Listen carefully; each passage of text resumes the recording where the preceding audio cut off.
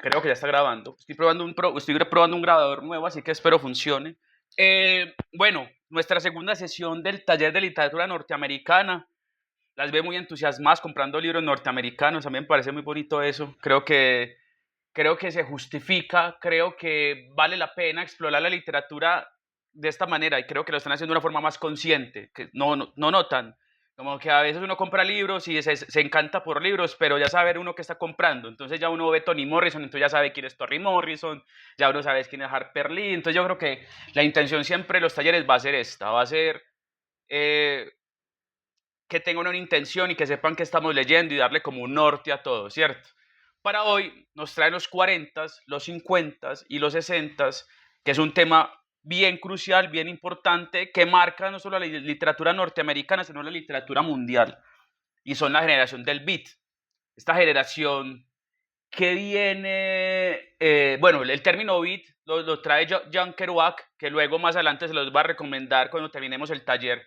Es de esos libros en la carretera, por ejemplo, que yo siempre recomiendo cuando terminemos el taller de literatura norteamericana para que se metan por otro lado. Ya llegaron a Truman Capote, ya llegaron a Toni Morrison, ya llegaron a Harper Lee, ya llegaron a Lucía Berlín. O sea, ya se está haciendo un panorama grande de la literatura, pero esta influencia a los 40, 50 y 60 va a ser lo que va a marcar el camino de la nueva literatura.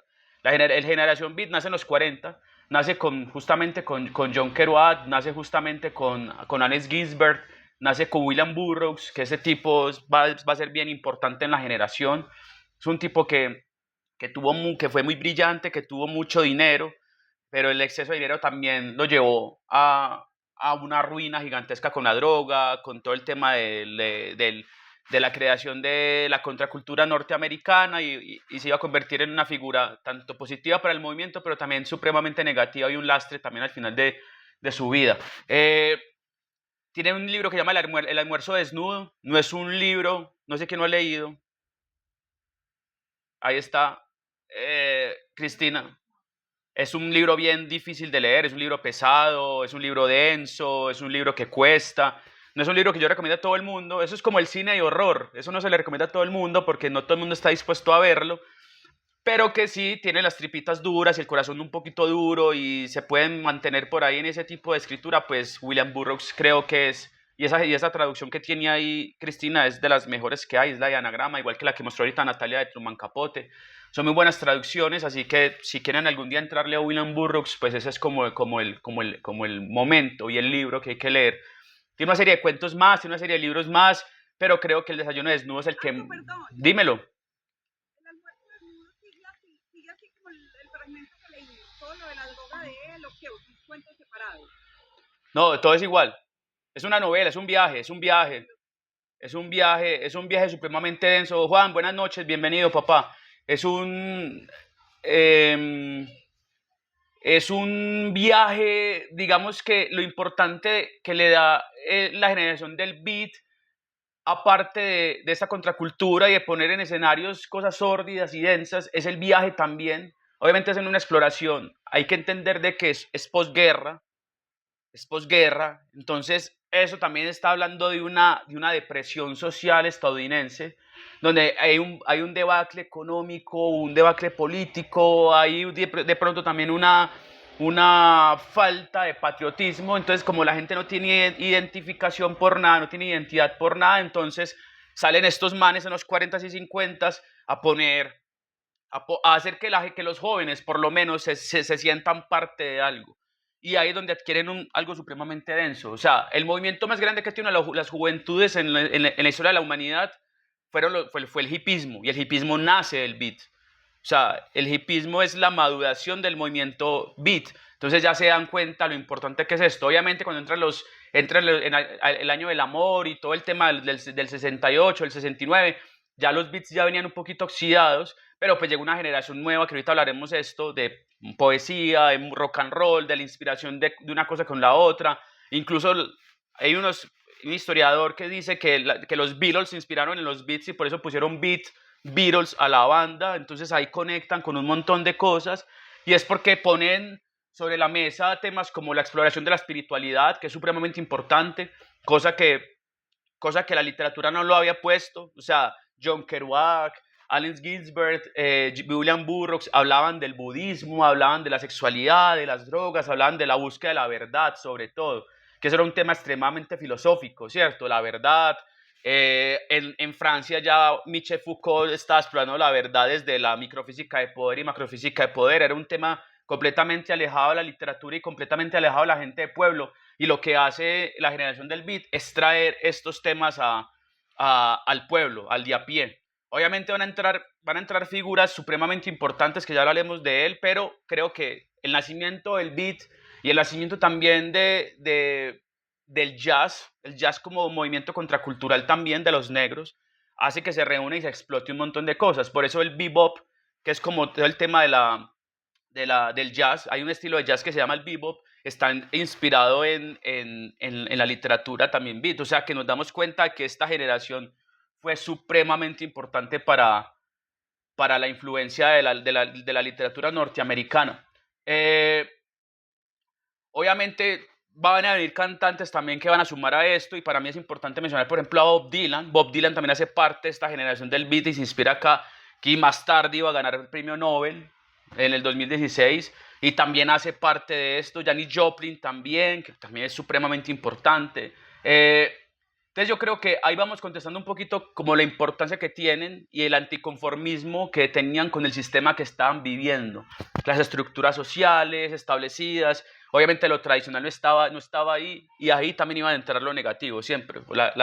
El consumo excesivo de drogas también entonces iba a hacer que mucha parte de la gente que estaba en contra de ellos cogiera más fuerza, porque entonces asumían de que toda esta onda literaria, musical y también artística iba a hacer que los jóvenes pues como que se descarrilaran del todo en Estados Unidos, y hacían que alcanzaran pues como un momento de señalamiento muy profundo, y esto al contrario de apagarlos hizo que se prendieran y llegaran personas también a ser parte de esto, lo que se llamaban como la generación del beat, pero internamente también se llamaban como los vagabundos del Dharma, que me parece muy bonito término, ¿no? Como que son vagabundos, pero entonces algo más espiritual, algo buscando más como el encuentro, algo más trascendental, alejado del materialismo. Entonces esto hacía que la gente conectara mucho con las ideas que tenían, ¿cierto? Porque era una generación no olvidada, que no hacía parte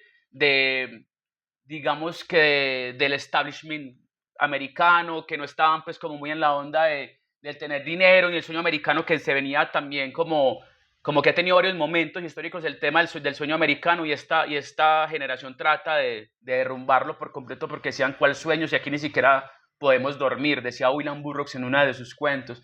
Me parece supremamente bello esto. Entonces, sale Kerouac, que para mí es el rey, obviamente, el que crea esto en el camino, pues es su novela cumbre, la búsqueda de la libertad, el viaje también, iba también a suplir una necesidad, y es el nómada de nuevo. Entonces la gente los homeless, el que no tiene un lugar propio, sino que se la pasa por ahí de un lugar a otro porque dice que todo le pertenece. Entonces iba a explorar también la novela de viaje, ¿cierto? La novela del trip, y esto también iba a ser bien importante porque el cine también iba a adoptar esto. O sea, el cine se da cuenta de que por este lado de la literatura es que está el futuro del cine, y se refugian mucho acá. O sea, se refugian mucho en la generación del beat, el tema del cine, porque necesitan algo que conteste más a lo humano y no tanto a lo que estaba usando en ese momento, digamos que un cine mucho más corporativo, mucho más dado pues como a ideas más generales, sino que fueron más a lo particular. Y eso es una diferencia muy profunda de la literatura de la generación del beat, y es que iban a lo particular, no generalizaban tanto, no hablaban tanto, sino que hablaban mucho más de lo profundo, del ser humano, lo que necesitaban, y eso me parece supremamente importante para recordar. Obviamente, luego, como les decía, entra Bob Dylan, que se vuelve una figura supremamente importante, futuro premio Nobel de Literatura, años después de eso. Jim Morrison, pues, ¿quién no conoce a Jim Morrison de The Doors? También iba a entrar a ser parte de esta movida. Janis Joplin, Patti Smith, por favor, si no han leído a Patti Smith, lean a Patti Smith, anoten a Patti Smith, anótenla, por favor. Les voy a mostrar algo de Patti Smith. Denme un segundo y se los muestro.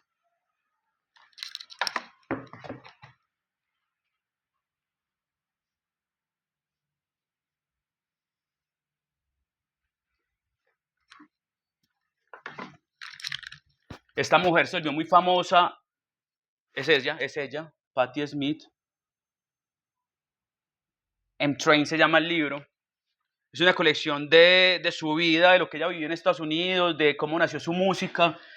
Y esta mujer se vuelve muy famosa porque en el 2016, cuando le entregan el premio de Nobel a Bob Dylan dice, listo, ¿a qué músico quiere tener para que cante una de sus canciones? Y dijo, la voz más perfecta que yo he escuchado en mi vida, que es la de Patti Smith. Entonces invitan a Patti Smith a la ceremonia de entrega del Nobel y va con, con Bob Dylan y canta, y cuando arranca como al minuto se equivoca y se pone a llorar y vuelve a comenzar la canción dura como 7, 8 minutos, no recuerdo el nombre de la canción, les mentiría, pero ahora vuelve a comenzar con un dolor, les voy a mandar el video, y se desgarra y llora y canta, y le sale más hermoso lo que venía cantando. Y pues estaban todos los premios Nobel ahí sentados escuchando a Patti Smith, todo el mundo se conmueve, y hay un premio Nobel de física que dice, yo soy fanático de Patti Smith, nunca pensé que le iba a ver así, humanizada, porque para mí siempre era sinónimo de perfección, nunca se ha equivocado, siempre afinada, nunca haya mostrado ningún tipo de sensación como de incomodidad o de nervios en un escenario, la he visto más de 30 veces y siempre la he visto así, y ahora me encuentro con que si es humana, entonces me hace sentir bien a mí. Este man reciente premio Nobel de Física escribe un ensayo sobre el error, justamente hablando de ese error de Patti Smith y de lo humano que puede ser el error. Y se vuelve a ganar un premio Nobel por ese ensayo. Es una cosa fantástica lo que hace este tipo. Entonces, Patti Smith, obviamente, que también entra con otra genética un poquito más joven a la generación del beat, le proporciona de alguna forma, igual que a Waldman, le proporciona poesía ya. Entonces se sale mucho de la novela, se sale mucho de la contracultura, se sale mucho del tema de calle y ya le empiezan a poner belleza, ¿cierto? Ya llega John Lennon también, le ponen belleza, o sea, ya como que se van juntando otros niveles de estética dentro de la generación del beat. Y bueno, cuando llega obviamente ya el hipismo, pues al final de principios de los 60, más o menos 64, 65, pues la explosión ideológica crece un montón, entonces se queda del beat como la exploración del ser humano en cuanto al dharma y al querer y al cómo pertenecer y cómo permanecer en el mundo, y conecta con las ideas anticapitalistas y le meten la política al otro lado de la historia y se convierte en un movimiento gigantesco que hoy día sigue siendo parte fundamental, digamos, que de lo que ocurre ahí. Igual, por ejemplo, Barack Obama en su libro, no sé si han leído la biografía de Obama, en parte también menciona a todos esos autores del beat porque dicen que son supremamente importantes en su educación, la búsqueda también de la filosofía y las alternativas que hacen los jóvenes en ese momento en las universidades estadounidenses, y digamos que el hipismo lo que hace es reunir todo esto con las Panteras Negras. Bueno, son un montón de movimientos políticos que lo que hace esta generación es juntarlos, y uno va a decir, marica, ¿cómo así que tres peludos, uno de esos peludos como William Burroughs que mata a su esposa de un disparo en la cabeza porque estaba jugando a ese Guillermo Tell, que le pone la manzana en la cabeza y le dispara y la mata? Un tipo que estuvo en Colombia, un tipo que estuvo en México, un tipo que buscó las mejores drogas del mundo porque tenía la obsesión de conocer la mejor droga del mundo, unos alcohólicos, unos borrachos. ¿Cómo iban a cambiar tanto la generación? Iban a influenciar tanto en lo que iba a seguir a convertir la juventud gringa después de ahí. Entonces a mí me parece supremamente llamativo esto, y por eso como que se llevan un capítulo aparte aquí, o sea, Daniel Cassidy también con todo el tema de la exploración de la droga y cómo por fin le ponen nombre a las drogas dentro de la literatura, que si bien esto parece hoy muy estúpido y muy banal hablar de drogadicción dentro de la literatura, pues es un tema que no había entrado nunca, y que si nos damos cuenta hoy, en la mayoría de libros que leemos siempre hay como por ahí cosas súper densas ya incrustadas. En cualquier novela que uno lee y uno explora ya va encontrando cosas que es muy sórdidas. La novela del thriller cogió otro ritmo después de eso, la novela policíaca también después de eso adquirió otros tonos.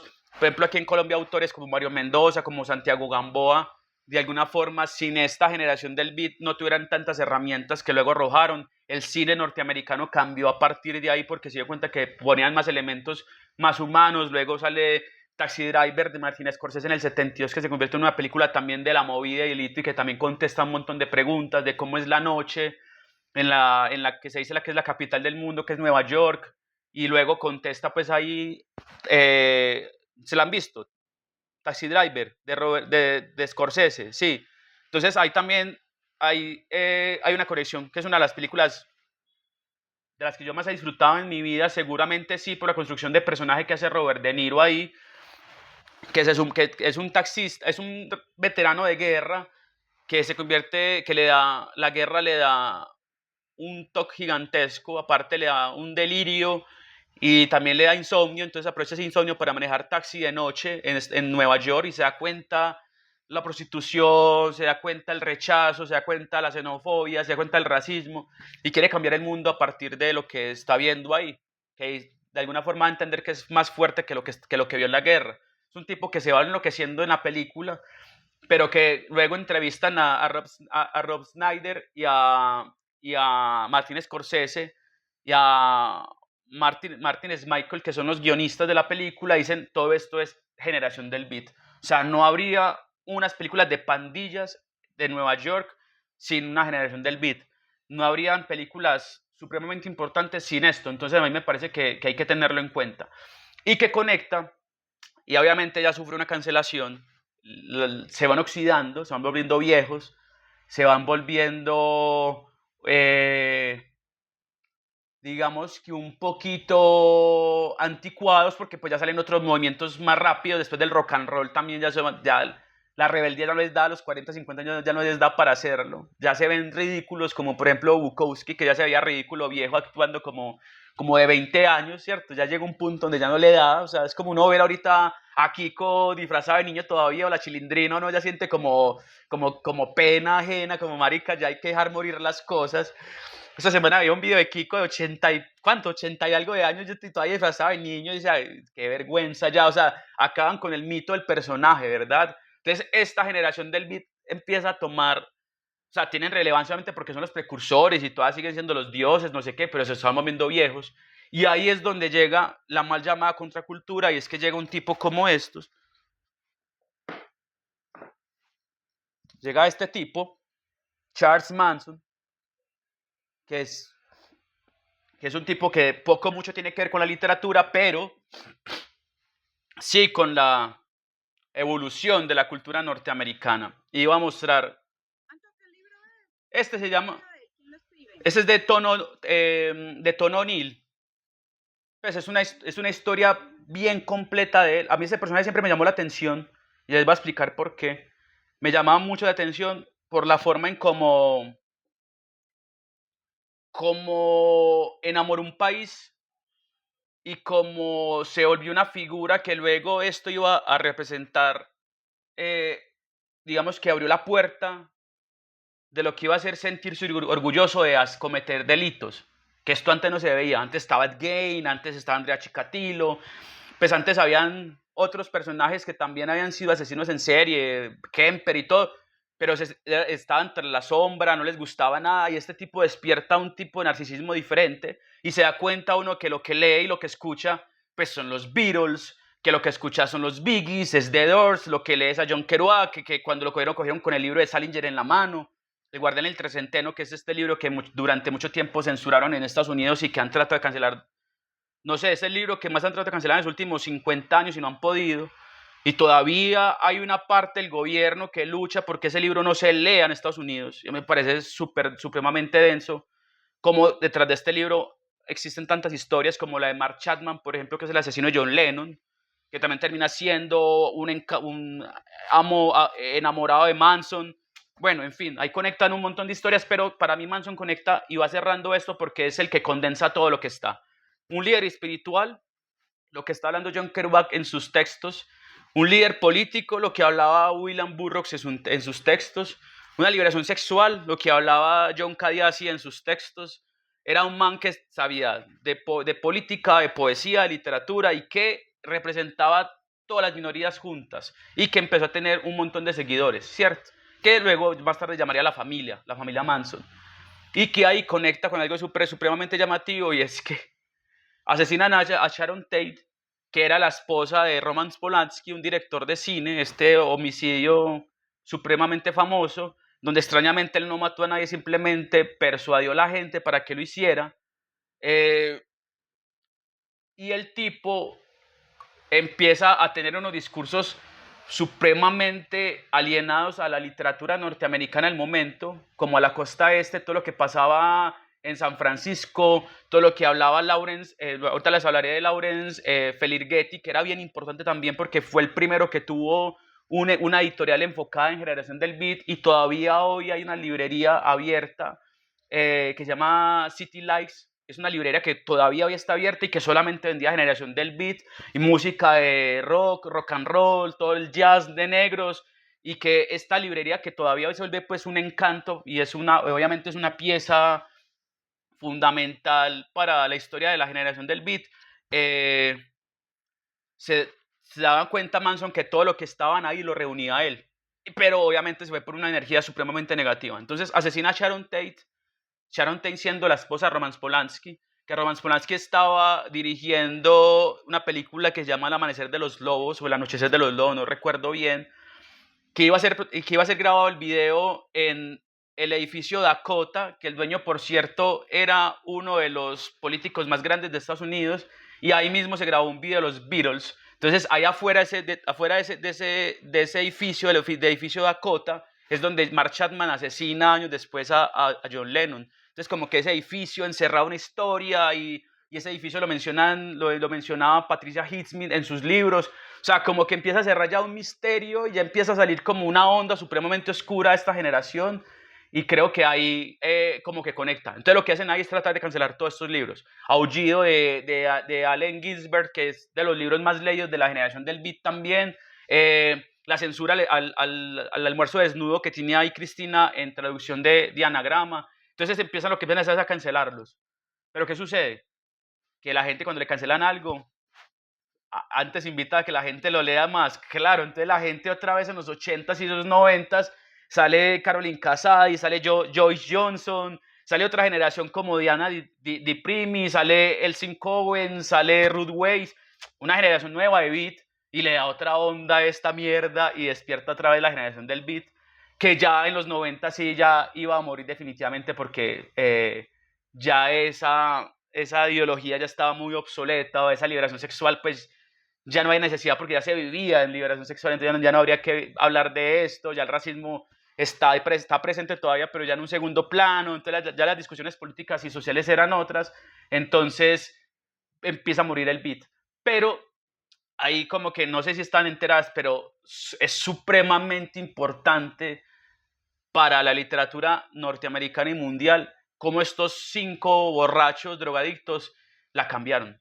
La cambiaron porque la humanizaron, le colocaron nombre, apellido, sentimientos, verdad, posverdad, le colocaron antecedentes, le colocaron rabias, le colocaron sentido político a todo. Por eso luego salen personajes como Mohamed Ali, el boxeador, y también tiene en su preparación y en su discurso también cita mucho a los beats, porque se convierte en movimientos que son supremamente llamativos y que luego se trasladan a otras partes del mundo, como en Colombia con el nadaísmo, y conecta también ahí con todo el tema de Fernando González, de Gonzalo Arango, que también iba a ser en su momento algo supremamente importante, que este fin de semana todavía fue protagonista del tema del Festival de Brujería que se hizo, que dio tanto de qué hablar, cuando no se sabe el antecedente del país, cuando no se sabe de dónde venimos, cuando los abuelos nos dan todavía agüitas de esta rama y esta hoja para curar el dolor de estómago, cuando nos ponen todavía ungüentos para no sé qué. O sea, venimos con las prácticas ancestrales todavía,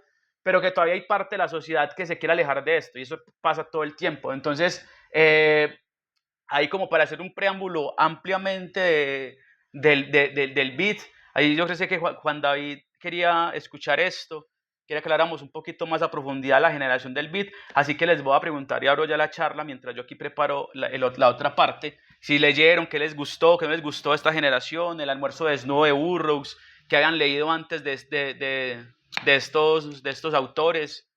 Natalia, comenzamos por vos.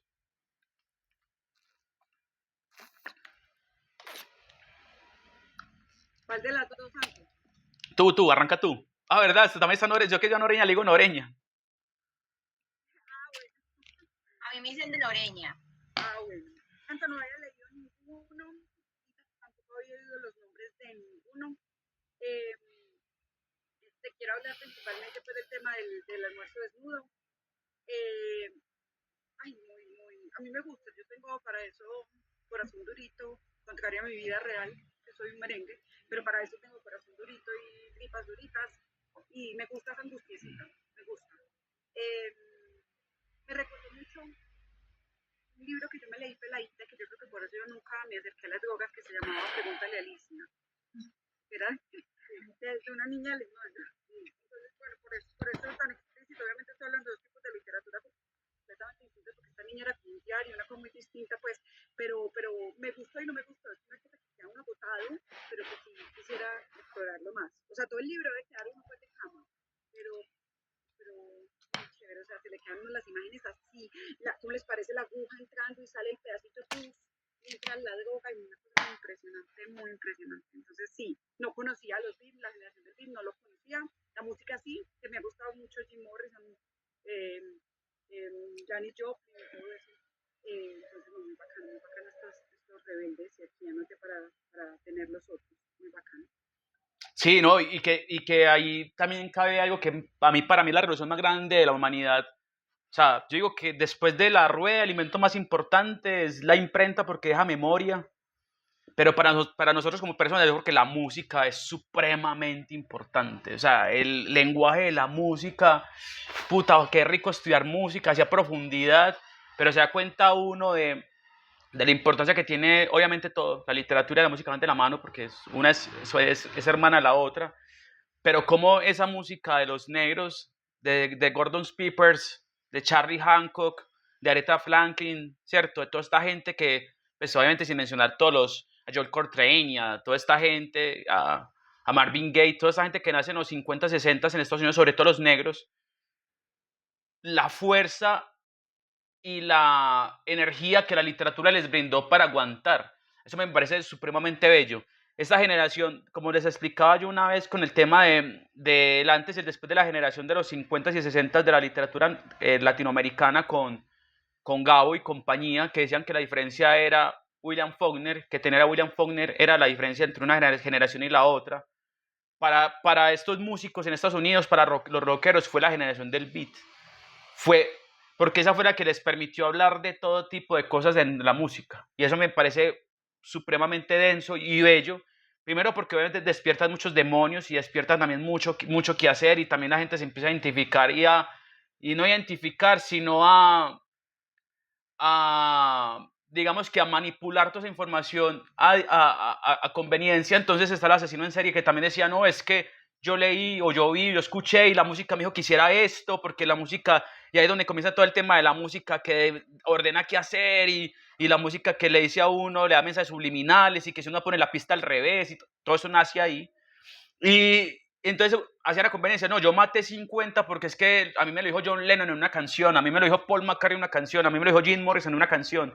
Entonces también como que ocurrían todas estas maravillas del arte, pero también la gente la usaba a conveniencia. Entonces ahí también se despertan unos demonios y lo que se dio cuenta con esta generación fue que la gente empezó a ser realmente como eran, no políticamente correctos, sino a dejarse sentir. Y por eso es que esa originalidad o esa espontaneidad de pronto en algunos casos hizo que cobrara tanto sentido, pero luego también dijo como, bueno, ¿y cómo amarramos todo esto ya? ¿Cómo condensamos todo esto? Porque se nos está saliendo el país de las manos. O sea, por ejemplo, Ronald Reagan lo decía, como, puta, que Estados Unidos está sumido en una ola de, que hoy también está pasando lo mismo, de drogadicción gigantesca, una ola de rebeldía, y cada vez están saliendo más referentes y cada vez sale más música, y entonces ya estaba muriendo una generación, pues entonces salió Axl Rose, se estaba volviendo viejo Black Sabbath, pero entonces ya salió otra banda diferente, entonces como que el rock and roll y la literatura de este estilo hace que la gente, claro, se enloquezca y diga, es que esto todo está bien, o sea,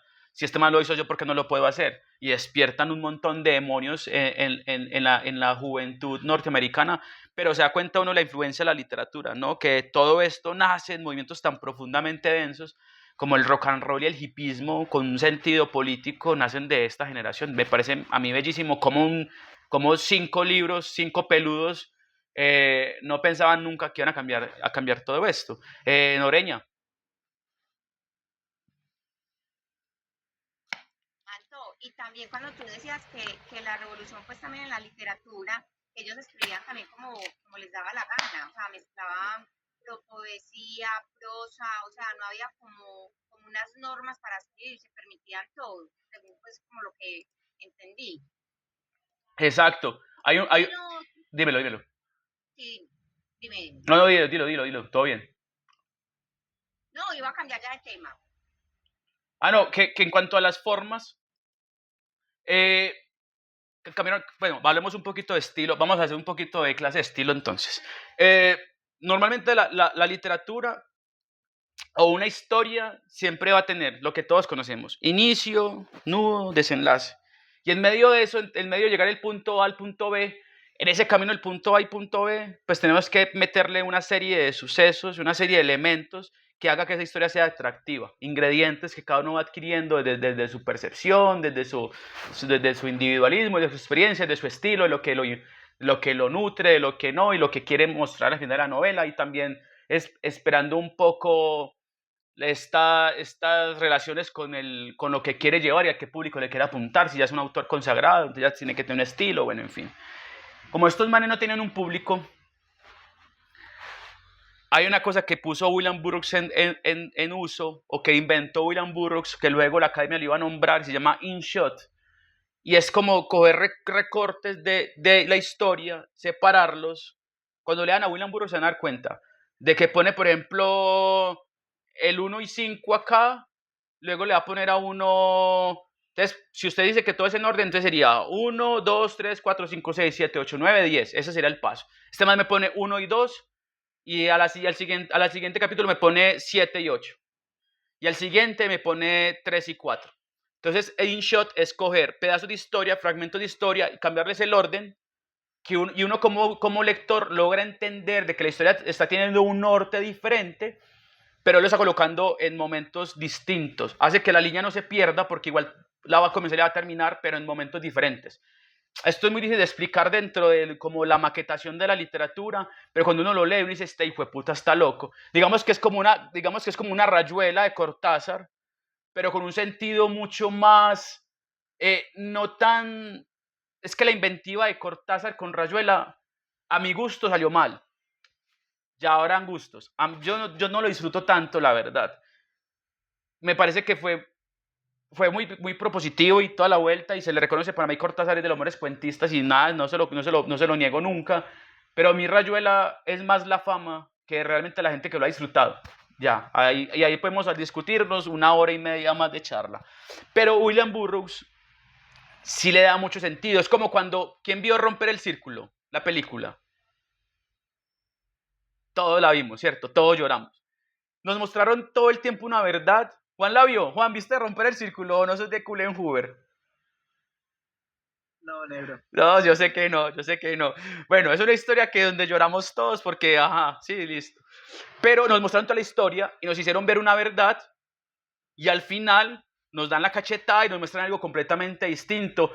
Pero eso también lo vimos, pero lo dejamos pasar desapercibido, pero lo vimos. Eso es exactamente el InShot en William Burroughs. Nos muestra todo y después dice: vea, es esto, yo se los había mostrado ya. Y uno es como: marica, en serio, yo ya había visto, yo ya lo había leído, pero claro. Entonces, yo no entiendo cómo en la cabeza de un marica drogadicto cabe esta magia para crear una historia de estas. Entonces ahí es donde también va cobrando mucho sentido, y el estilo y la filosofía literaria, porque la literatura también tiene unas filosofías que hay dentro que funcionan dentro, ¿cierto? Todos los personajes tienen una condición, tienen un sentir, tienen una posición política, tienen un uso o no uso del mundo. Y esos son temas obviamente ya más iconoclastas y más de la forma, pero si ustedes saben que toda literatura tiene filosofía. No toda es consciente, pero toda lo tiene, ¿cierto? Entonces, estos manes fueron muy conscientes del uso de esto y cambiaron mucho las formas de cómo los personajes iban a estar dentro del mundo de la literatura. Entonces me parece supremamente denso que estos manes, siendo lo que fueron, que yo también creo que esa drogadicción y ese experimento con el LSD y los hongos y todo esto, la psilocibina, hizo que se exploraran de otros lados y pues dejaran en el papel flujos de palabras distintos. No sé, voy con Cristina. Ah, no, Natalia iba a terminar, Noreña. ¿Ibas a decir algo más? No, no conocía a ningún autor, pues no lo he leído. Muy bien. Empecé a buscar, pero me llamó mucho la curiosidad William Faulkner, por Nati Sierra. Es que Nati tiene mucha influencia. Ni el sábado, que yo tenía un libro en la mano, Ruido y... ay, El Ruido y la Furia. Ruido y Furia. La furia. Entonces Nati me dijo, yo le tengo miedo, me impactó porque lo leí en algún momento de mi vida y duro.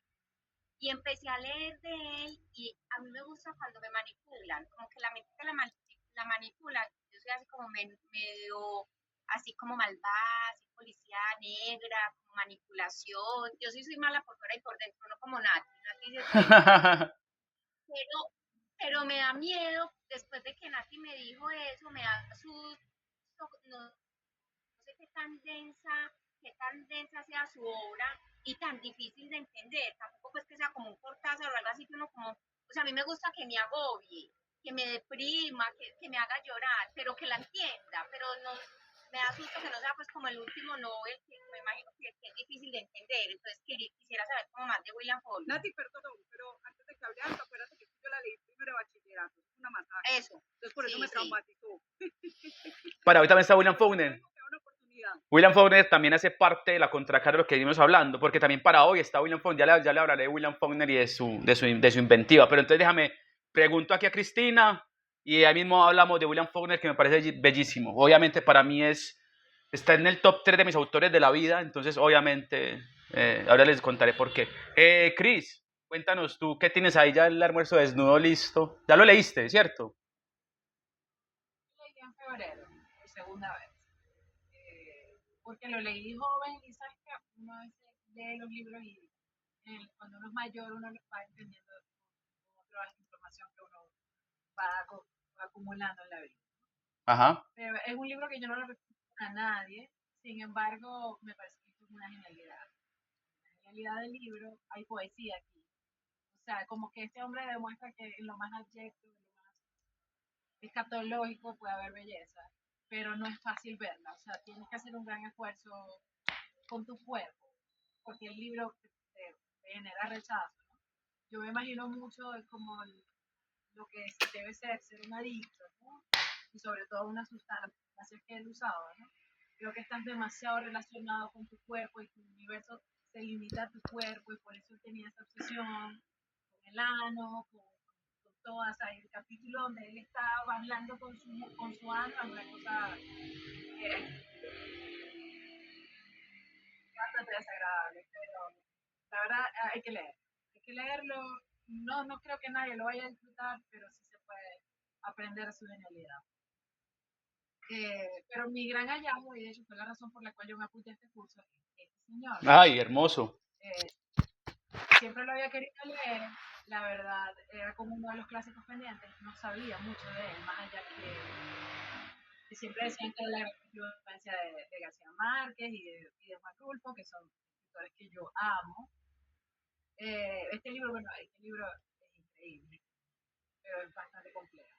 Es un libro que tú empiezas y no sabes qué terreno estás pisando, está escrito de una forma muy especial, y la verdad para mí fue muy emocionante ver que esto es una influencia tan importante de los autores latinoamericanos, o sea, la vi claramente.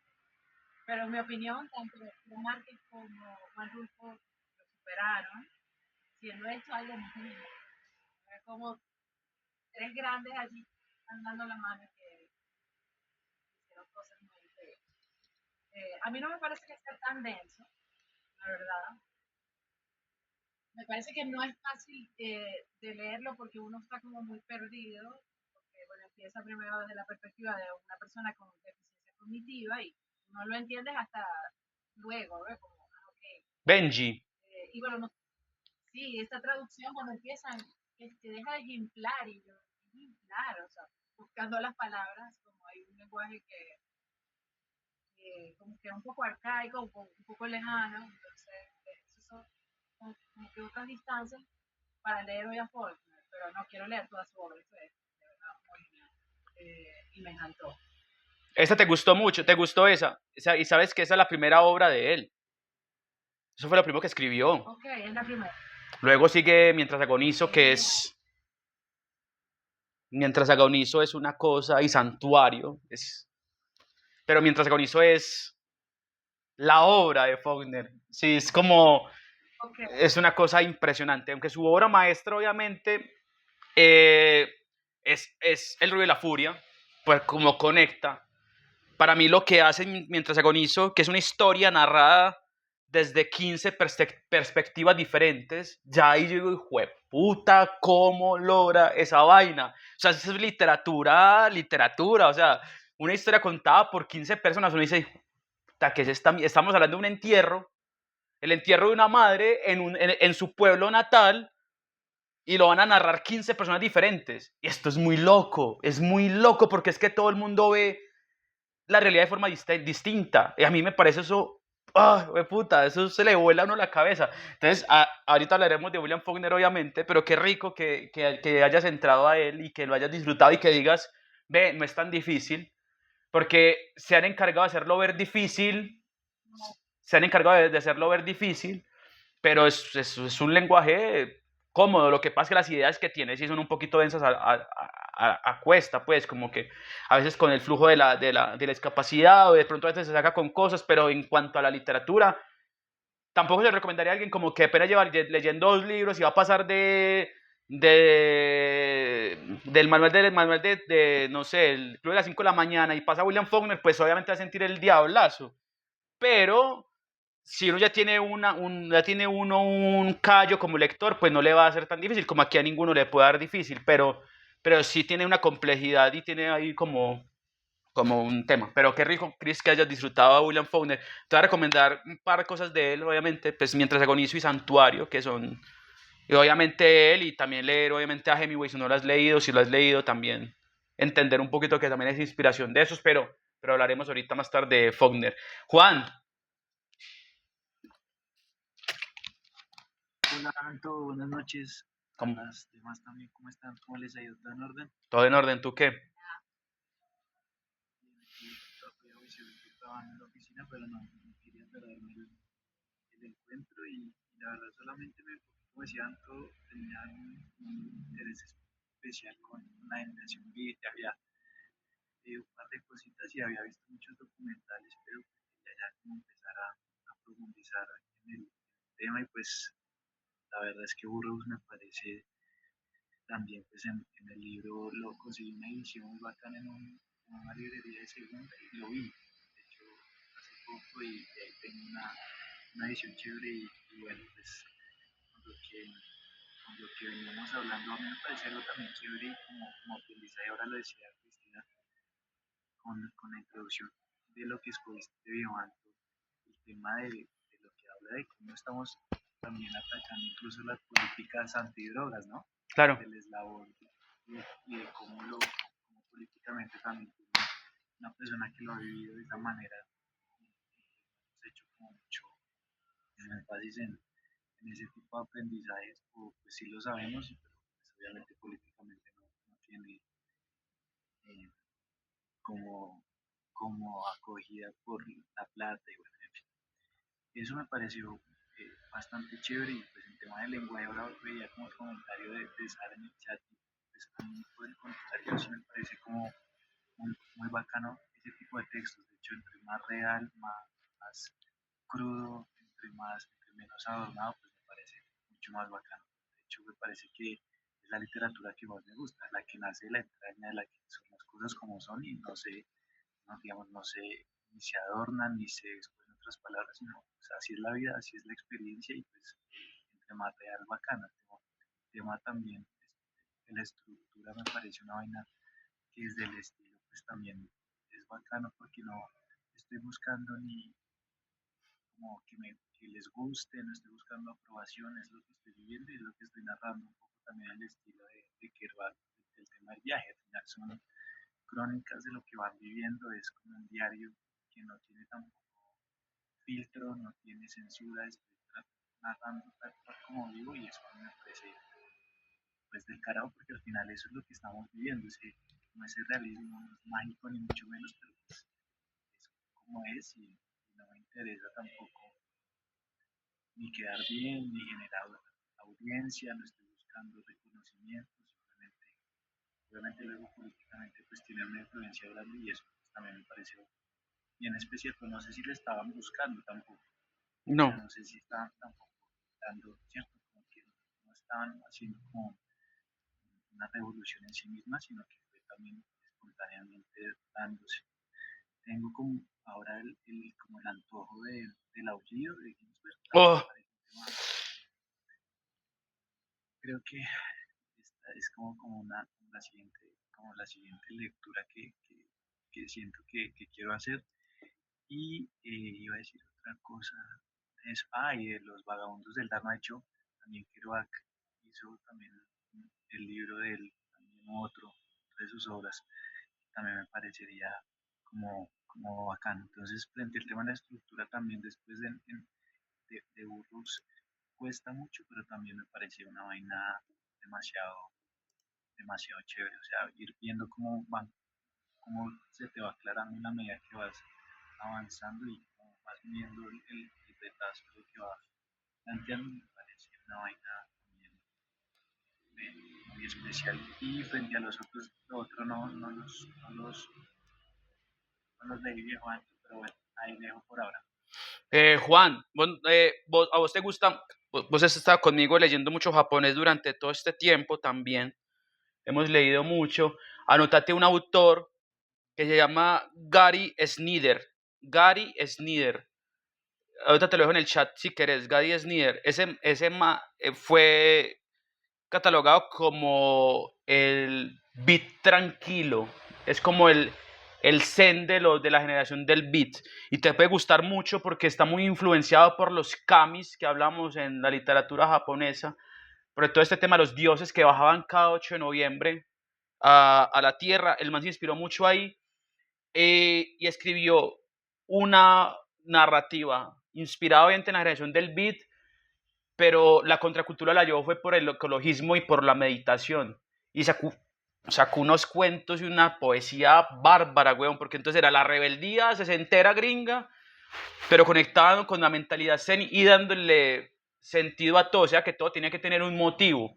Entonces hacía como que uno le puede leer el desenfreno de Burroughs y también luego leer a Gary y decir como, puta, eso tan distinto siendo amigos todos y comparten las mismas drogas y todo, pero ven el mundo de forma distinta. Este man plantaba árboles y bueno, era otro cuento distinto, pero la literatura en sí era completamente contemplativa, así que también por ahí yo sé que te gusta esa onda, entonces también anótalo por ahí para que también lo leas a la par del aullido si querés, que son Ah, influencias supremamente del mismo lado. Ahorita te paso títulos de él, yo tengo por ahí un par de libros de él y te lo paso bueno, Fabio, bueno, de gracias, una, hermano. bien, bien.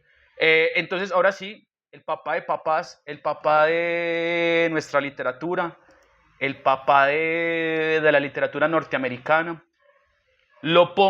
Puse en contracara a estos dos movimientos, la generación del beat, que por un lado mostraba la rebeldía del hombre, que ya hablamos una hora de esto, y hablaremos un ratico también de lo que está bien estructurado de la academia, y desde lo autodidacta, y desde la importancia que tiene la literatura bien hecha.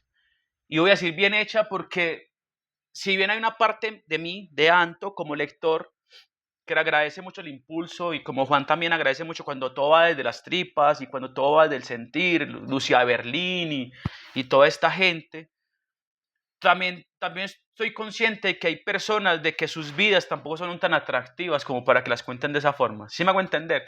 O sea, hay vidas o hay historias que uno dice, "Nah, tampoco me estás inventando una rebeldía sin causa y como superficial, como muy wannabe y tampoco conecto con esto. Entonces, no, tampoco creo que todas las historias se tengan que contar de las mismas formas. Y para eso está William Faulkner, que William Faulkner sí es un tipo que nace en otro lugar del mundo, en otro lugar del mismo país, pero es otro mundo, que es Mississippi, que, que luego se muda a Oxford, entonces ya de entrada tiene unos privilegios que no tienen otra generación, otros personajes, y yo creo que ahí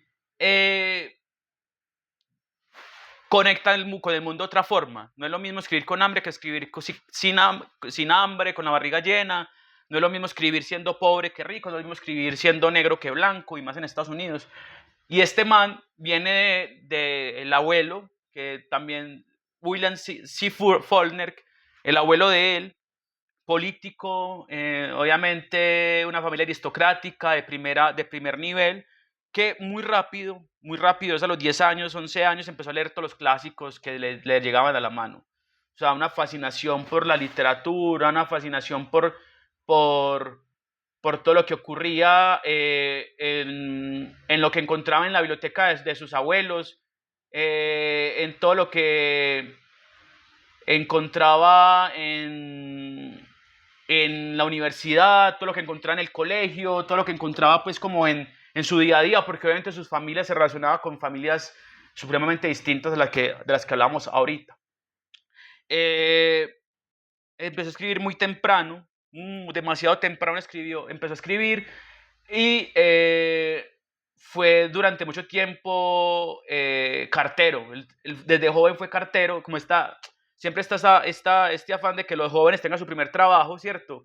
Entonces, el primer trabajo en Estados Unidos es como en el McDonald's ahorita, como siendo no sé qué, y eso ha existido siempre. Entonces la familia es como, busca tu primer trabajo, no sé qué, a pesar de que venía una familia que ya venía cayendo, ¿cierto? Ya venía en caída la familia un poquito, porque con la muerte de los abuelos la economía cambió un poquito, pero seguía teniendo mucho dinero. Pues entonces, siendo cartero, se da cuenta de que hay muchas realidades que no conocía, sale un poco de la burbuja. Y esto es supremamente importante en la vida de William, que también más tarde iba a ser granjero.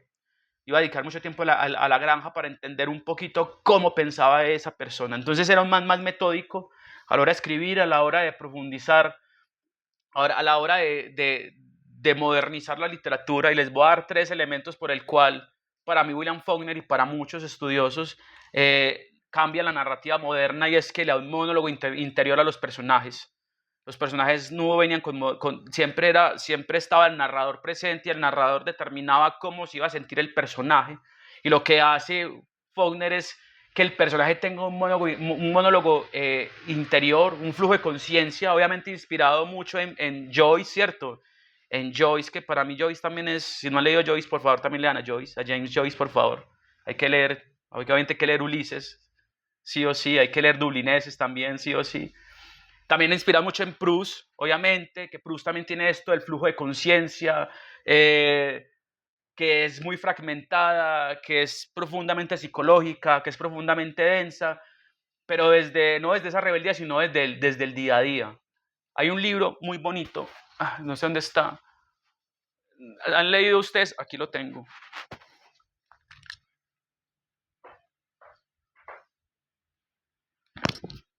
Qué bueno hacer cerca de esta biblioteca donde tengo los libros leídos. Este autor se llama Fernando Aramburu, lo conoce en español, Fernando Aramburu. Este libro se llama Los Vencejos, es un tocho el libro. Y se los voy a recomendar. Ajá, sí. Fernando Aramburu de Patria. Pero este de Los Vencejos, siendo Patria el más famoso, pero este en particular, es que es impresionante. Les voy a contar un poquito. Un profesor de universidad con una vida completamente normal como la de todos nosotros, y se sienta un día en la calle y dice, voy a elegir la fecha de mi muerte. Y pone ahí, dentro de un año. O sea, hoy estamos a ¿qué? Hoy estamos a 20. El 20 de octubre del 2026, Anthony, por cierto, el profesor se llama Tony, se va a morir, me voy a morir, me voy a suicidar, tengo un año de vida, iba a acabar con todo y voy a jugar todo, y este año me suicido. Bueno, pone la fecha ahí, se va preparando, va dejando todo listo, me va a matar. Y se empieza a acercar ese día, obviamente, ya mañana es un día menos, un día más cerca, menos de vida, y se va acercando cada día más. y va haciendo un viaje, una introspección, una crónica personal, muy cruda, muy descreída, muy humana, y se dando cuenta que no quiere morirse. Y ahí arranca esa novela. Cada día que va pasando, se dando cuenta que no quiere morirse. ¿A qué voy con esto? Que la construcción de personaje de Fernando Aramburu, yo una vez, con todo el tema que nos salió la serie de HBO de Patria y todo lo que ocurrió ahí detrás, yo tuve la posibilidad de entrevistarlo para un medio y lo que le hablé menos fue de la serie, le hablé más de los vencejos. Del man el man me miraba como, marica, ¿por qué me pregunta tanto por los vencejos? Yo le dije, venga, ¿usted qué está inspirado para sacar esto? Pues le hablé de partes que obviamente si se las cuento se las cago, si en algún momento se las leen. Y me dice, marica, Faulkner. Y yo sí, yo había leído eso antes.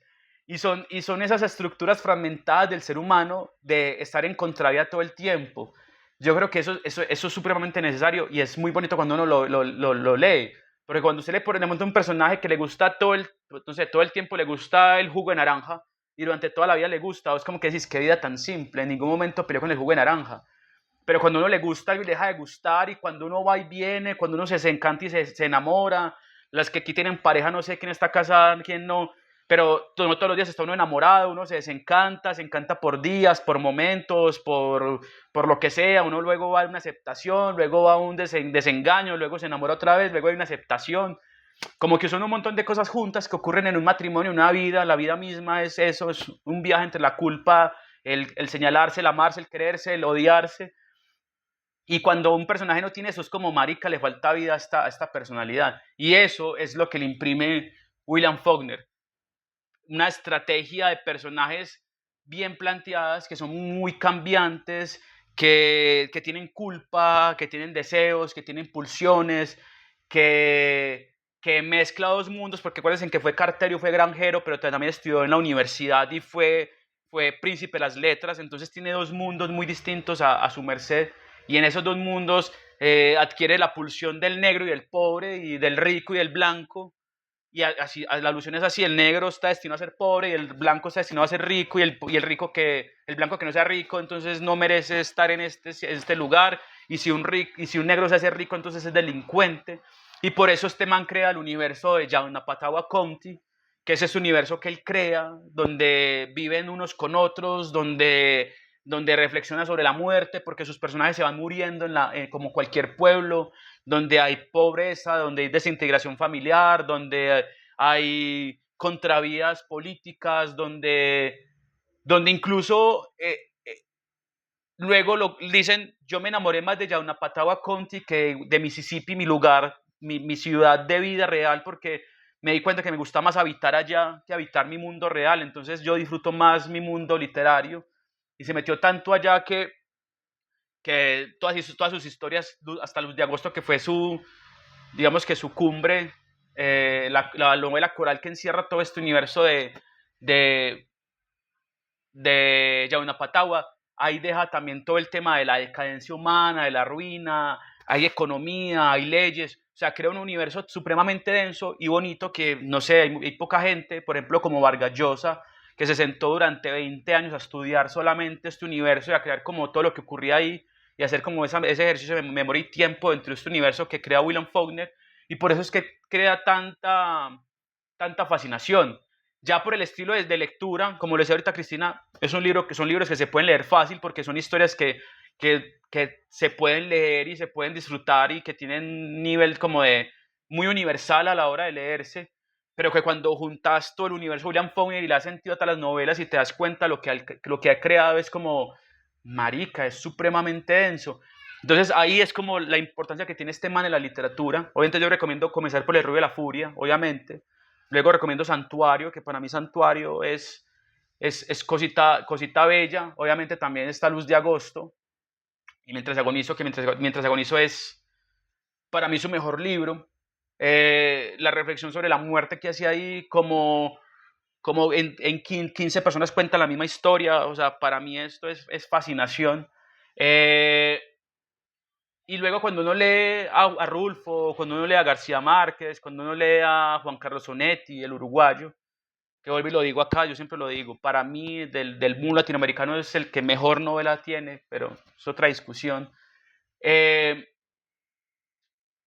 da cuenta uno de la influencia y la importancia que tiene William Faulkner dentro de la narrativa. Entonces, pone en sentido la moral, pone en sentido la contravía personal y acepta de que las personas somos cambiantes, acepta de que las personas podemos ser hoy una cosa y mañana otra completamente distinta. Y esto iba en contravía, por ejemplo, de las caricaturas. Bugs Bunny, que en ese momento era la caricatura más famosa del mundo, siempre estaba igual.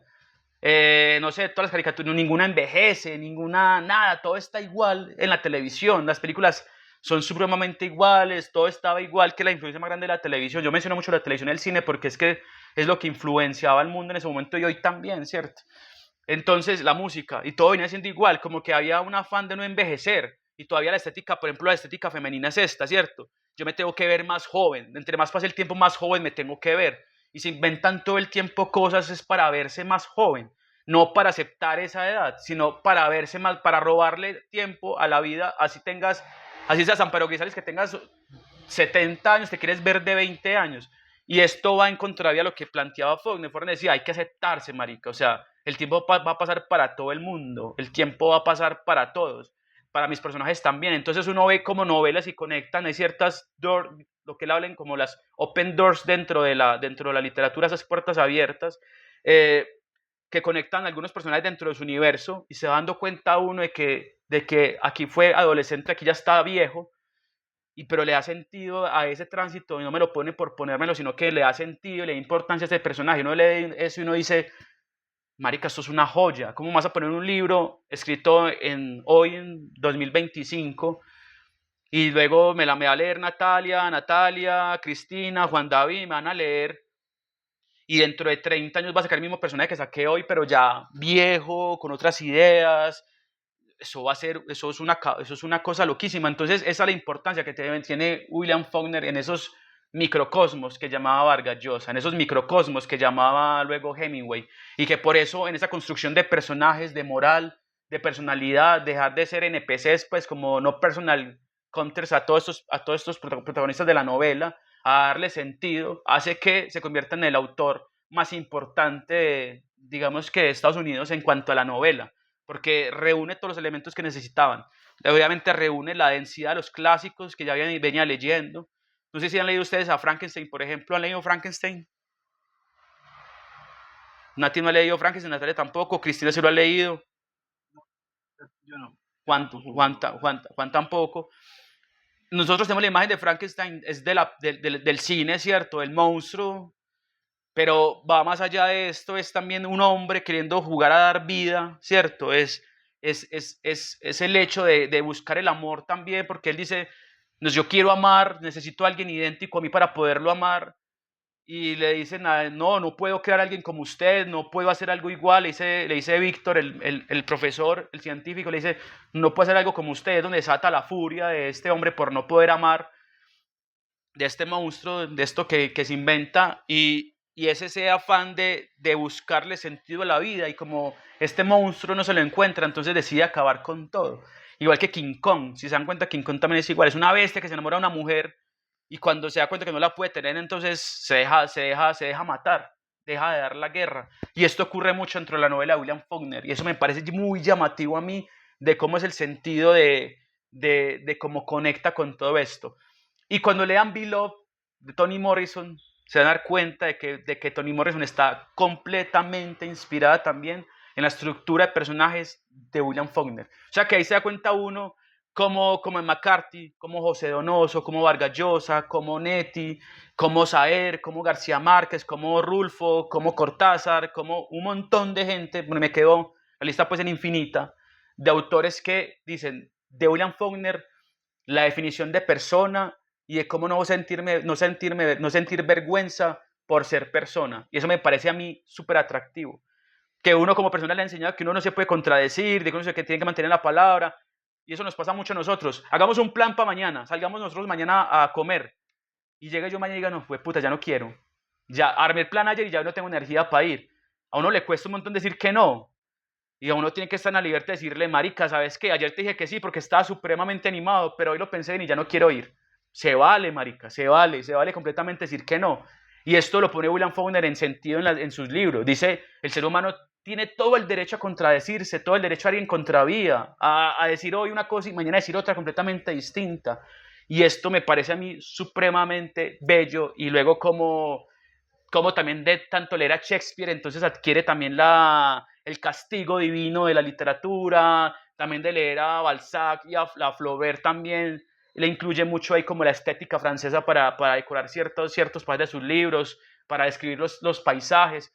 O sea, son dos momentos en la literatura norteamericana, la generación del beat, la rebeldía, el sentir, el impulso, el pulso, lo que merecía esa generación que también necesitaba esa efervescencia, y por otro lado estaba la contemplación y la perfección de William Faulkner. Entonces a mí me parece muy llamativo hacer como siempre estas relaciones y como estos, ¿cómo se llama? Se me escapa el nombre.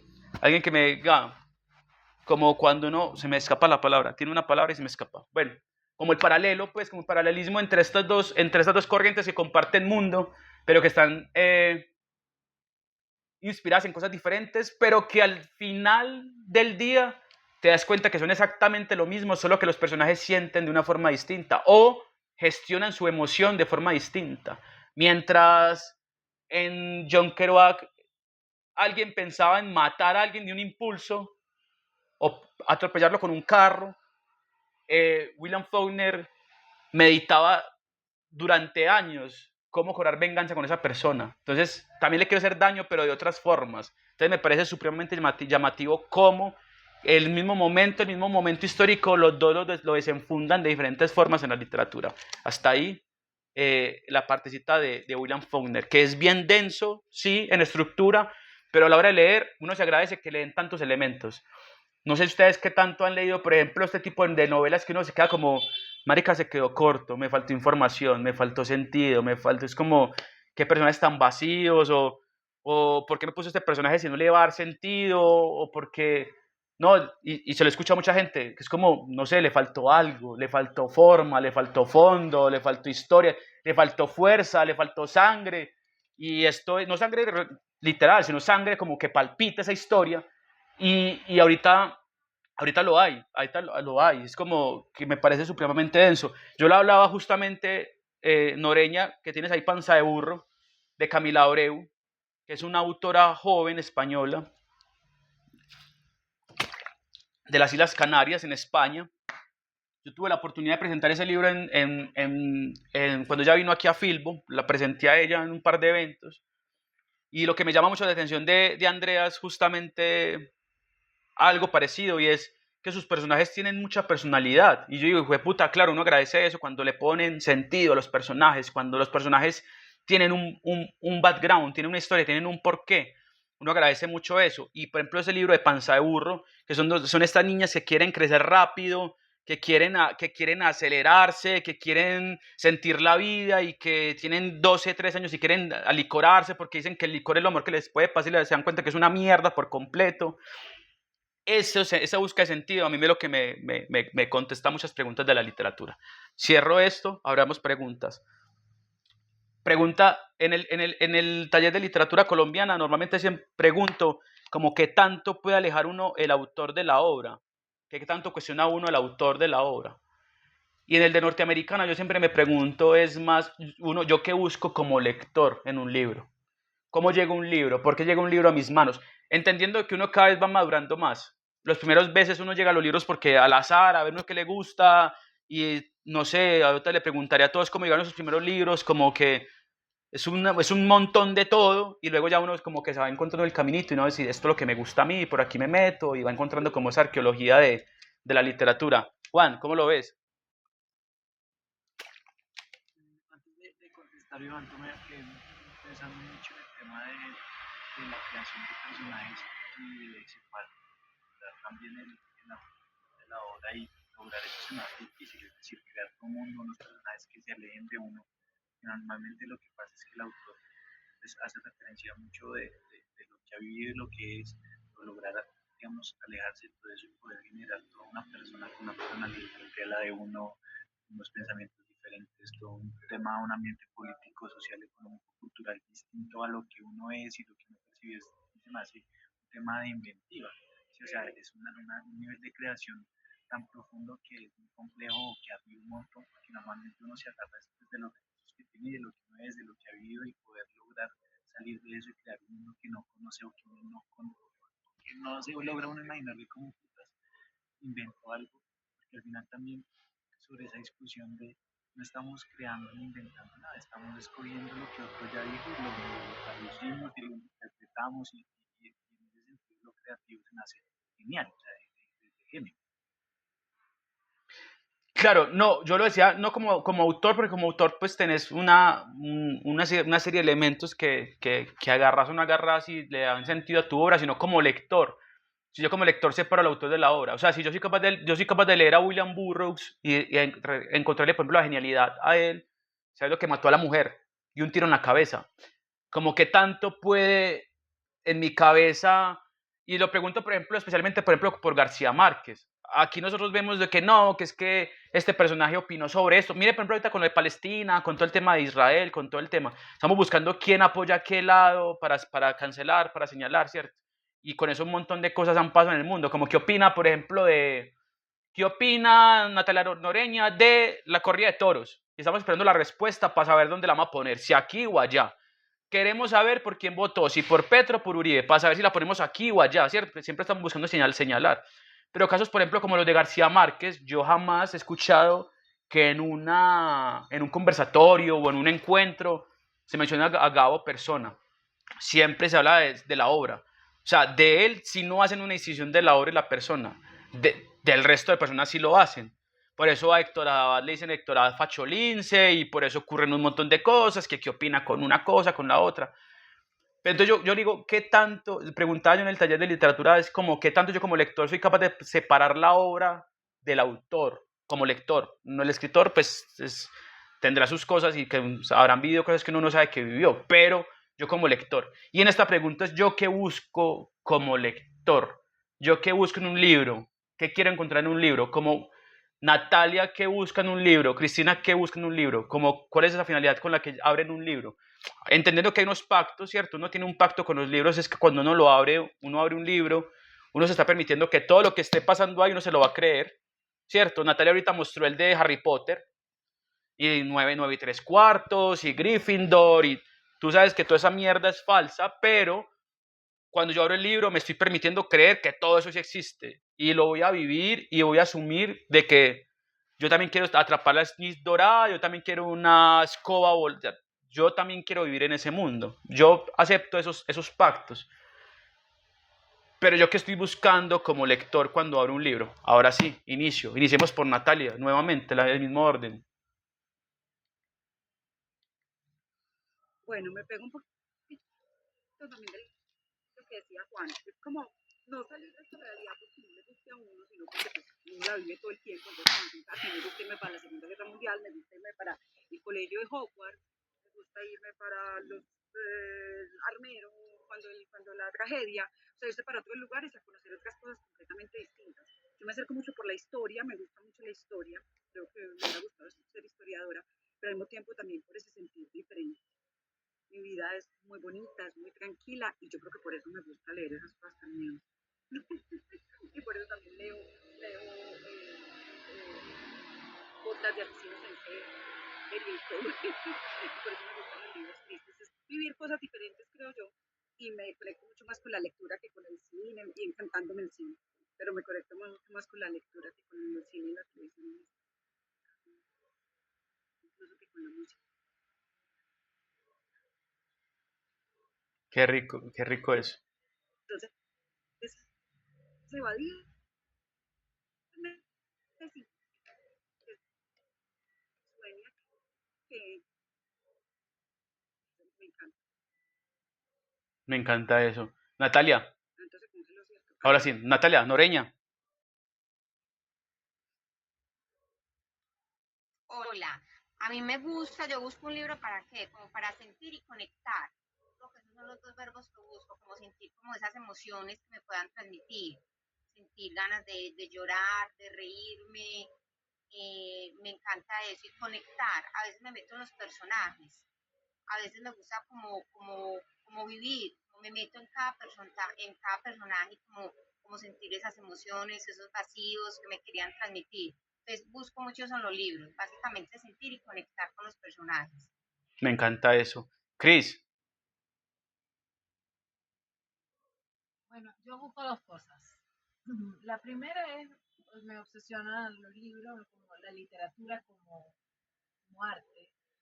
Y cada vez que entro en un libro quiero como desentrañar el mecanismo literario que está funcionando ahí. Eso me obsesiona. Para luego utilizarlo para mis propios escritos o para mi propio proyecto de creación. Y sin duda, la literatura te expande tu experiencia humana. O sea, tú no puedes vivir todas las cosas que uno ha leído en un libro. Los autores son tan buenos que te acercan a la experiencia de vivir. Ocurre en tu mente. Cuando un autor logra eso, yo me siento muy feliz, aunque no me identifique con el personaje. O sea, hay personajes con los que yo no me quiero identificar. Pero sí quiero estar en su piel. Un poquito como mando. Eh, los grandes escritores logran eso. Que me engañen y que me convenzan de que eso es verdad. me encanta. Juan, Pues viejo Anto, uniendo un poquito al club de lectura que no me invitó, de Javier Peña, echando el Reinaldo, que otra vez también me enteré que sí lo había hecho y no me incluyó, pero creo que ese tema de la tinta invisible me gusta mucho, ujú, que el libro poder descubrir algo que el autor y que no está en la línea, pero que le habla a uno, lo hace entender y disfrutar y conectar tanto, aunque no esté ahí literalmente, me parece maravilloso. Yo creo que y por eso lo sigo tanto también, y es que me parece que el libro sí me habla, o sea, me responde preguntas que estoy haciéndome o que estoy sintiendo, y cuando me responde, siento que me acerco a los libros porque quieren decirme algo. Entonces, eh, las historias que busco también, que últimamente que he hecho en estos espacios de libros crudos, tristes, como reales, me gusta mucho porque al final siento que eso es la vida y siento que me está diciendo muchas cosas de lo que estoy viviendo, de lo que estoy sintiendo, y creo que es más real un poco, aunque como decía Antonio, estoy en contra de ningún tipo de libros, pero siento que estos otros tienen tanto que ver como después de las 5 de la mañana y eso, creo que me acerca un poco más a lo que realmente pasa en la vida, y eso me gusta mucho. Entonces busco los libros también porque siento que o me abro a la historia frente a cosas que siento que pueden de una u otra forma hablarme, y porque disfruto mucho también poder, eh, no sé, de una u otra manera siento que cuando uno se identifica con algo es porque también lo siente, lo piensa, pero no ha tenido cómo decirlo o que otra persona lo ha planteado. Eso también me parece muy bacano. Pero desde hace mucho tiempo también, decía yo Anto alguna vez, que, que no encontraba como una línea, una tendencia de lectura, o sea, no sigo como un patrón de estudio, aunque lo intentamos en algún momento, pero me van llegando los libros también, y también no sé si antes lo planteaba, no sé quién lo dice, y es que voy leyendo también lo que siento que me va llegando, y no, no lo busco, sino que me van por las recomendaciones. Antes recomienda por ahí, empiezo, ayer recomienda uno, y como que me dejo también,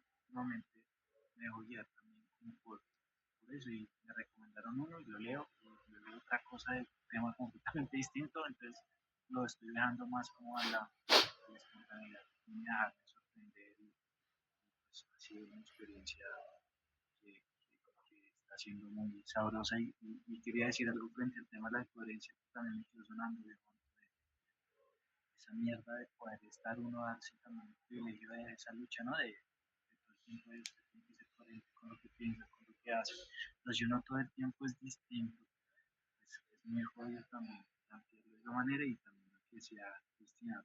Tampoco lee un libro dos veces porque es un ser completamente distinto, y pues también es que la experiencia sea muy diferente. Entonces, pues me parece también que eso es bien especial. bien, Juan, gracias. Eh, yo conecto con lo que dicen todos. Yo también busco identificarme con algunos personajes en ciertos libros, en ciertos autores. En otros busco formas, en otros busco fondos, en otros busco ritmos. dependiendo de lo que esté, ¿cierto? Lo que necesite en el momento. O sea, yo también leo por necesidad de alguna cosa. Algunos autores normalmente yo vuelvo porque sé que estoy buscando la misma respuesta, ¿cierto? Es como cuando uno entra a Google Maps y busca la casa, ¿saben? Que tiene todo el mundo, uno tiene todo el mundo ahí para explorarlo y uno va a ver es cómo se ve la casa desde esa pantallita. Eso mismo, para eso hay ciertos libros en los que yo vuelvo. Por ejemplo, este club de lectura que sale el próximo mes de Caicedo, es justamente eso, es volver a responderme esas preguntas que siempre me he hecho con Andrés y que para mí es el autor más grande del universo, que lo critican, que sí, es que yo no estoy diciendo que sea el mejor escritor del universo. Para mí, en mi vida, es el más grande, porque es para mí, es como, mi mamá es la mejor de todas y la mamá de Natalia es la mejor para ella y para Cristina el papá es el mejor y todos son los mejores porque cada uno tiene un mundo, ¿cierto? Y cuando uno entiende eso y cuando uno no quiere generalizar, sino para mí, en esa conexión de la literatura me parece bellísimo, porque en el libro estamos uno y uno, el libro y yo, no hay nadie más, y ahí nos permitimos sentir todo lo que queramos sentir y lo que necesitamos sentir. Cuando visitaba a Javier Peña, y con Javier yo tuve una charla muy profunda cuando vino aquí a Medellín. Yo estaba muy enfermo, pero incluso me visitó y nos sentamos a hablar por unas 4 horas más o menos acerca de esto, de la necesidad de la literatura y que hay gente que lee porque necesita conocer. Yo ya pasé por eso, aprender, cuando estaba en academia, cuando estudié filosofía, necesitaba leer para sacar parciales y escribir ensayos. Y fue el momento más aburrido de mi vida, el momento más triste, porque fue el momento donde yo pensé que iba a aprender muchísimo y no, estaba sometido a tener que leer para apurar un ensayo y no había inteligencia artificial que me ayudara y no había nada y entonces tocaba escribir todo junto y Norma Zapa y un montón de cosas que martirizó mi proceso. Pero cuando estudio la maestría y me dicen, lea lo que quiera, esto es la forma, pero podemos leer lo que quiera. Cuando uno le da la libertad de sentir, uno agradece mucho eso. Entonces la literatura es eso, es salirse de la zona de confort y es dejarse sorprender justamente por todo lo que atraviesa. Entonces, no, me encanta escucharles, me encanta que se motiven, que conozcamos, porque yo creo que la literatura es eso, también es perderle el miedo, es aventurarse, es sentirse que uno siempre está preparado para leer todo. A mí me decían hace poquito en un evento que me invitaron en EAFIT, en la universidad, justamente hablando de Cortázar, como, no, es que nos han dicho que Carragher es muy difícil. Pues lo difícil no es difícil, lo difícil es que a usted le guste leer, ya le gusta leer, ya tiene todo, ya lo más difícil es que le encuentre uno la pasión a la literatura. Ya después de que a usted le guste leer, ya el resto de eso es fácil. Que entienda una cosa más que otra, pues eso es distinto. Pero lo difícil es que a uno le gusten los libros, ¿cierto? Si a usted le gustan los libros, ya tiene todo ganado. Coja el libro y déle la oportunidad. Es para usted, no es para usted, abandónelo, abandone libros. No se obligue, uno no se puede obligar a lo que uno no le gusta, eso es fundamental. Pero te me decían, ¿cuál es la clave para leer Cortázar? Y yo, que le gusta leer, ah, sí, estamos estudiando literatura. Y yo, entonces léalo, éntrele. ¿Cómo así que un estudiante de literatura de cuarto, quinto semestre va a tener miedo a un libro? No, eso es como decir que va a salir el coco bajo la cama, no, hágale, acuéstese a dormir, lea, que no va a pasar absolutamente nada. Juan. Ese consejo Anto de dejar el libro si no le gusta, o sea, con qué libro este año hablando de literatura, japonesa lo desmentí y hay que darle la oportunidad completa con Kokoro. Kokoro. Pues, sí, la primera parte de la mitad decía no sé por qué, pero de la mitad para allá es una vaina increíble, entonces creo que hay que darle la oportunidad completa, digamos. Pero, No sabe uno que también. pero si no lo abandonaste, Juan, es porque algo encontraste también. Si no hubieras encontrado nada, seguramente lo abandonas desde el principio. Algo te dijo que no lo abandonaras, weón. Entonces ahí hay otra connotación con la relación con el libro. Claro, no lo abandonaste fue por algo. A mí me pasó con Mishima. Que para mí Mishima, también usted sabe que para mí Mishima es top 5 de mi vida también. Juan lo sabe. Una vez se los comento a usted, Yukio Mishima para mí es top 5 de la vida. Y también cuando lo leí por primera vez lo iba a abandonar. Y fue, puta, ¿qué es esta mierda tan densa? Yo no quiero leer esto, no quiero leer más filosofía, ¿qué es esta mierda?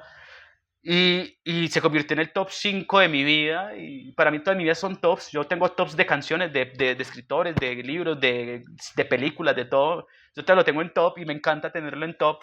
Y Y Yukio Mishima está ahí hace 10, 12 años y jamás va a salir de ahí porque se convirtió en esto. Y él iba a abandonar 2 veces al principio. Pero algo me decía, no, hágale, hágale. En cambio, hay otros que yo digo, no, a la mierda, se fue porque no. Y después llegará el momento. Pero yo sí me obligo a abandonar. Antes no lo hacía con el cine, veo mucho cine también. Y yo con el cine sí me obligaba a verlo. Y yo era como, no, vamos a terminar la película. Ya no. Ya entro incluso a la sala de cine y si no me gusta, pierdo los 10.000, 12.000, 20.000 pesos y me voy de ahí. O sea, me voy a comer un helado mejor, y puta, ¿cierto? Pero, pero sí, el afán de no terminar un libro no me embarga ya como que no me obligo, porque es que en la universidad me obligué mucho a terminar libros. Entonces ya no me obligo a eso, ya disfruto otros procesos. Habrán métodos, hay gente que dice, no, tengo que terminarlo y fue puta. O también conozco gente que dice, no compro un libro hasta que no termine otro, que eso es algo que es completamente denso, es decir, compro un libro cuando termine el que ya compré. Y conozco gente que lleva así años. Yo conozco gente que lleva así, no sé, 8 o 10 años. Decir, compro uno cuando termine este, compro uno cuando termine este. Y se obligan a terminar un libro y son muy metódicos. Yo critico eso a fondo. Yo le decía, marica, en serio, te estás obligando a terminar un libro para poder leer otro. O sea, qué necesidad, weón. O sea, pero allá cada quien se mata como quiera, ¿no? Entonces, ahí creo que también hay un tema con qué necesidad tengo yo con la literatura y los libros que me están respondiendo a mí. Entonces eso como que siempre la invitación. Entonces, para la próxima sesión, ahora más tarde les dejo las lecturas, voy a ver si esto grabó bien, si no grabó bien, se perdieron una charla bellísima los que no estuvieron. Si grabó bien la subo más tarde, les voy a dar también las lecturas para la próxima sesión. Yo creo que también va a ser dentro de 15 días, porque Nati me hizo caer en cuenta de que entre muchas tengo a Sara Jaramillo en el club de lectura. Entonces, creo que dentro de 15 entonces nos damos tiempo de leer. Ahorita la miramos y la programamos y la ponemos de acuerdo todos para eso. Tengo club de lectura de Noche sin Fortuna. Bueno, les voy a contar esa anécdota. Rosario Caicedo, la hermana Andrés Caicedo. Para mí Andrés Caicedo es Andrés Caicedo. ¿Lo han leído? Sí, Natalia lo leyó, Nati lo leyó, Nati lo acaba de comprar, si nunca lo ha leído. Juan lo leyó. Sí, pero solamente la atravesada y la música. Ah, bueno, perfecto. Ahí está la oportunidad para que leamos Noche sin Fortuna, que para mí, yo no estaba por decirlo así como a puta, a viva voz, y nunca se lo ha dicho a Rosario, y el viernes le dijo a Rosario, Rosario, creo que se volvió a leer toda la obra de Caicedo, completa, toda. Yo la leo al menos una vez cada 2 años, cada 3 años la leo completa. O sea, todo, sí, cuentos, novelas, correspondencias, todo. Estoy escribiendo algo sobre Caicedo. Entonces, la leo mucho. Sí, la leo mucho porque me encanta. La tengo como proceso de reagrupar algunas cosas. Este año la leí otra vez como entre enero y marzo, enero y mayo me lo leí completo. Y le dije a Rosario el viernes, que me la vi por primera vez en los últimos 3 años que no la había visto, y dije, Rosario, creo que me gusta más Noche sin Fortuna que Viva la Música.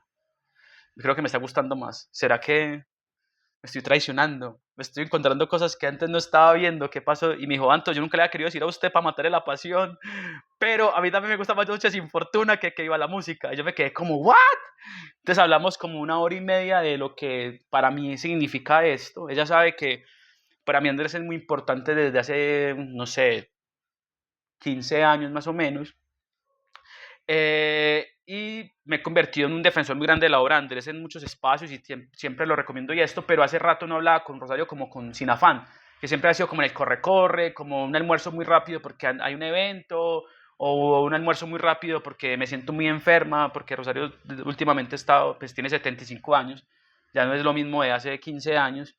Entonces el viernes por fin me pude sentar con ella, que no sé, 4 horas a conversar un poco y siempre terminaba hablando de lo mismo porque es literatura y es Andrés, es mi único vínculo con Andrés Caicedo, que es como lo que yo quiero, donde yo quiero llegar a su génesis. Y le adelanté por lo que estoy escribiendo. Yo estoy escribiendo algo sobre la censura en Andrés y sobre la primera infancia de Andrés, que él vivió aquí en Medellín 1 año. O sea, él empezó a escribir aquí en Medellín, en el colegio Calasanz. Entonces yo estoy como investigando un poquito cómo fue ese año de Andrés en el Calasanz, que no hay mucha lectura de esto. Entonces yo estoy haciendo como ese trabajo y el tema de la censura en Andrés desde la escuela con los sacerdotes que le censuraban las cartas y también la censura que sufrió 3 meses antes de 2 meses antes de suicidarse. Que el Instituto Colombiano recibe la novela, el primer ejemplar, y dicen, no vamos a publicar esto porque esto invita a los jóvenes a drogarse, cuando ya el país estaba embriagado de cocaína. Entonces, bueno, eso es otra discusión. Y hablando de esto, yo le dije a Rosario, hagamos un club de lectura de Noche sin Fortuna. Y me dice, meto, hagámoslo. Y le confesé esto y me dijo, Anto, normal, a mí también me pasa con las novelas de Andrés y con las cartas. Leo las cartas y encuentro cosas distintas cada vez que las leo. Entonces la literatura sí madura con uno, lo que decían ahorita, la literatura crece con uno y uno vuelve a los libros y la va a encontrar de forma diferente. Y le suelto primicia, la obra de Andrés ya estaba cerrada, obviamente tiene Noche sin Fortuna, que iba a la música, la correspondencia, guiones, teatro, cuentos completos, y El Atravesado, pues que hace parte del de cuentos, y ya está. Y él tiene una novelita corta, muy antigua, que se llama El Soldadito de Plomo. Y eso nunca lo catalogaron como novela. Yo siempre le dije a Camilo Jiménez, el editor de la obra Andrés, del fondo de Andrés, y a Sandro Romero Rey, y en su momento a Luis Ospina cuando estaba vivo, yo les decía, esto es una novela, esto es una novela, esto es una novela, esto es una novela, y nunca me hicieron caso. Y el año próximo, para marzo del año próximo, va a salir algo inédito de Andrés, por fin, que es lo último que es del fondo de Andrés y va a salir también a la venta. Entonces, qué rico que la gente, después de casi 50 años de la muerte de Andrés, todavía pueda encontrar algo nuevo de él. Entonces, me parece sorprendente que por fin algo que yo trabajé durante tantos años para que saliera y alegar y pelear con Rosario y pelear con Sandro y pelear con Camilo y pelear con Mario Jurich, pelear con todo el mundo para que eso saliera y que por fin hagan caso y digan, sí, esto se merece salir y lo van a sacar. No es en agosto nos vemos, no es nada parecido en agosto nos vemos, no es una movida mercantil así como que fue puta lo último de Gabo, no, pero sí es necesario que todo el fondo de Andrés esté en el aire y eso es un gran motivo. Entonces lo comparto con ustedes por primera vez, nadie lo sabe, solo lo saben ustedes.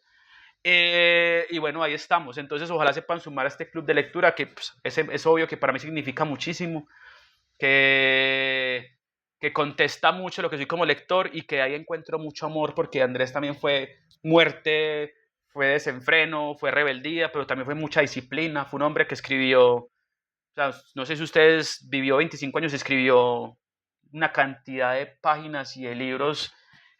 Para alguien de 25 años es una cosa impensada. Escribió cuentos perfectos, no sé si no han leído, si no lo han leído, léanlo. Yo se los paso para que lo lean todo. Y entonces es la invitación a que me acompañen a mí a cumplir este sueño de leer Noche sin Fortuna con Rosario Caicedo. Y nada, que nos disfrutemos mucho. Si quieren ver el documental que hizo Jorge Navas, que se llama Balada para Niños Muertos, que así se iba a llamar su primer libro, se iba a llamar Balada para Niños Muertos porque, bueno, estoy hablando ya mucha mierda, pero porque Andrés es el único hombre en la familia de 3 hermanas más donde 2 hombres hermanos mueren. Muere un hermano antes de Andrés y muere un hermano después de Andrés. Entonces Andrés es el único hombre que sobrevive de los machos y ese iba a ser el presidente de la república porque el papá decía, este hombre va a ser presidente, este hombre es el futuro de la familia, este hombre va a hacer todo porque es el único varón de la casa y le sale más loco y más atravesado que todos y se suicida a los 25 años. Entonces también termina siendo como una antítesis de todo lo que significa la vida de Andrés. Y les voy a contar esto porque entonces uno de sus libros se iba a llamar Bala para Niños Muertos, hablando de sus 2 hermanos muertos, que al final no se llama así nada de esto, y Jorge Navas coge el nombre de una de sus cartas y le da nombre a este documental. Es un documental que ya hace rato salió, que ya estuvo en festivales, no sé si caen en cuenta, pero en 2020 fue el que abrió el Festival de Cine de Cartagena, y al otro día declaran pandemia, entonces toca cerrar todo. Ahora Andrés Caicedo y que cierran el país. Entonces es como muy poético de parte del mundo también que le publican algo a Andrés y le transmitan un documental y que encierren a todo el mundo porque nos vamos a morir todos. Entonces es muy poético también. Y nada, ojalá puedan estar conmigo ahí, esa es la invitación para que compartamos. Les dejo un abrazo muy grande, buenas noches, lean mucho, tengan buena semana, disfruten mucho, lean, manden foticos de los libros, manden foticos de los textos. Ahora más tarde o mañana les dejo las lecturas dentro de la próxima sesión. Y gracias por esta sesión tan hermosa hablando de rebeldes y hablando de de estrategas literarios. Así que les dejo un abrazo muy grande y buenas noches, se cuidan. Chao. Gracias. Gracias, Gracias. Santo. Chao. Chao.